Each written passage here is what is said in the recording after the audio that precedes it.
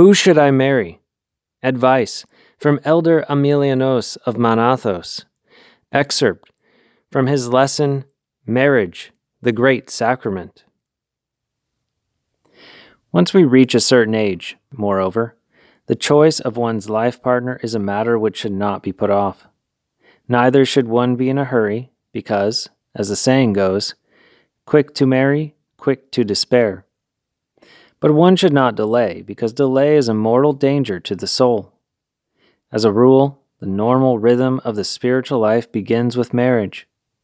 An unmarried person is like someone trying to live permanently in a hallway. He doesn't seem to know what the rooms are for.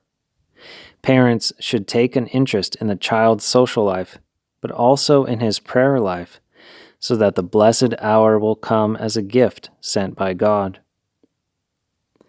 Naturally, when he comes to choose a partner, he will take to account his parents' opinion.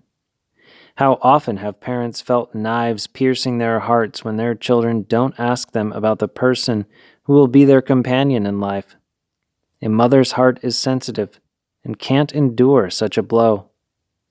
The child should discuss matters with his parents, because they have a special intuition enabling them to be aware of the things which concern them. But this doesn't mean that the father and mother should pressure the child. Ultimately, he should be free to make his own decision. If you pressure your child to marry, he will consider you responsible if things don't go well. Nothing good comes from pressure. You must help him, but you must also allow him to choose the person he prefers or loves, but not someone he pities or feels sorry for. If your child, after getting to know someone, tells you, "I feel sorry for the poor soul, I'll marry him," then you know that you are on the threshold of a failed marriage. Only a person whom he or she prefers or loves can stand by the side of your child. Both the man and the woman should be attracted to each other, and they should truly want to live together in an inward way, unhurriedly. On this matter, however, it is not possible to pressure our children. Sometimes, out of our love, we feel that they are our possessions, that they are our property, and that we can do what we want with them.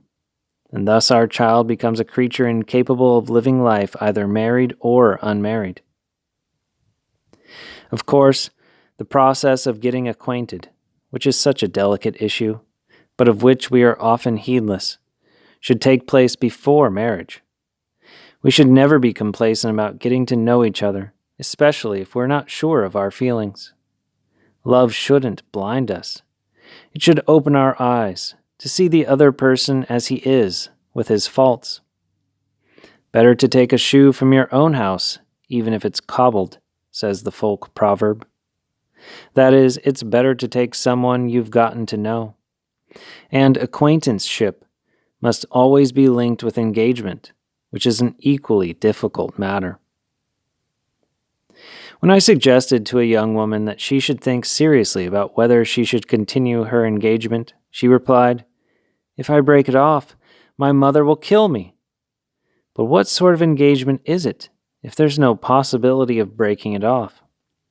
To get engaged doesn't mean that I'll necessarily get married. It means that I'm testing to see whether I should marry the person I'm engaged to. If a woman isn't in a position to break off her engagement, she shouldn't get engaged, or rather, she shouldn't go ahead with the marriage. During the engagement, we must be especially careful. If we are, we will have fewer problems and fewer disappointments after the wedding. Someone once said, during the period of getting to know one another, you should hold on to your heart firmly with both hands, as if it were a wild animal. You know how dangerous the heart is. Instead of leading you to marriage, it can lead you into sin. There is the possibility that the person you've chosen sees you as a mere toy or a toothbrush to be tried out. Afterwards, you'll be depressed and shed many tears. But then it will be too late, because your angel will have turned out to be made of clay. Don't choose a person who wastes his time at clubs, having good time, and throwing away his money on traveling and luxuries. Neither should you choose someone who, as you'll find out, conceals his self-centeredness beneath words of love. Don't choose a woman as your wife who is like gunpowder, so that as soon as you say something to her, she bursts to flames. She's no good as a wife. Moreover, if you want to have a truly successful marriage, don't approach that young woman or man who is unable to leave his or her parents. The commandment of Christ is clear. Man leaves his father and mother and is united to his wife. But when you see the other person tied to his mother or father, when you see that he obeys them with his mouth hanging open and is prepared to do whatever they tell him, keep well away. He is emotionally sick, a psychologically immature person, and you won't be able to create a family with him. The man you will make your husband should be spirited. But how can he be spirited when he hasn't realized, hasn't understood, hasn't digested the fact that his parents' house is simply a flower pot in which he was put, to be taken out later and transplanted somewhere else? Also, when you are going to choose a husband, make sure that he's not an uncommunicative type, in which case he'll have no friends. And if today he has no friends, tomorrow he'll find it difficult to have you as a friend and partner. Be on your guard against grumblers, moaners, and gloomy people who are like dejected birds.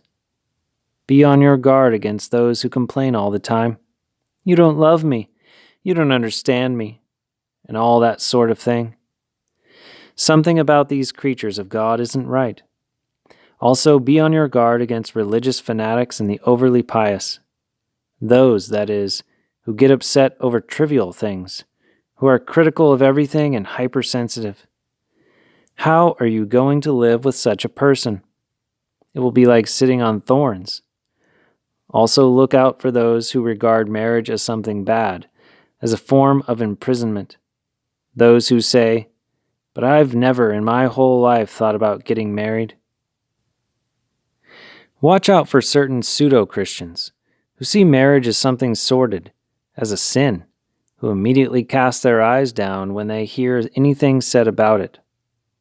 If you marry someone like this, he will be a thorn in your flesh and a burden for his monastery if he becomes a monk. Watch out for those who think that they're perfect and find no defect in themselves, while constantly finding faults in others. Watch out for those who think they've been chosen by God to correct everyone else. There is another serious matter to which you should also pay attention: heredity. Get to know well the father, the mother, the grandfather, the grandmother, the uncle. Also, the basic material prerequisites should be there. Above all, pay attention to the person's faith. Does he or she have faith? Has the person whom you're thinking of making the companion of your life have ideals? If Christ means nothing to him, how are you going to be able to enter his heart? If he has not been able to value Christ, do you think he will value you? Holy Scripture says to the husband that the wife should be of your testament, that is, of your faith, your religion, so that she can join you to God. It is only then that you can have, as the church fathers say, a marriage with the consent of the bishop, that is, with the approval of the church, and not simply a formal license.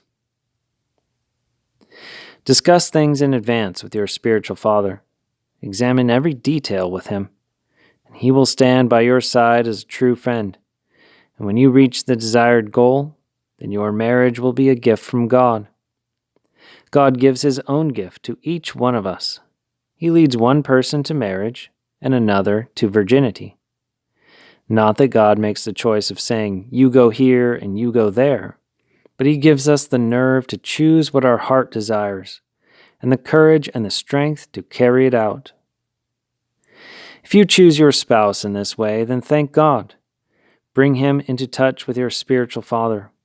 If you don't have one, the two of you should choose a spiritual father together, who will be your elder, your father, the one who will remind you of and show you God.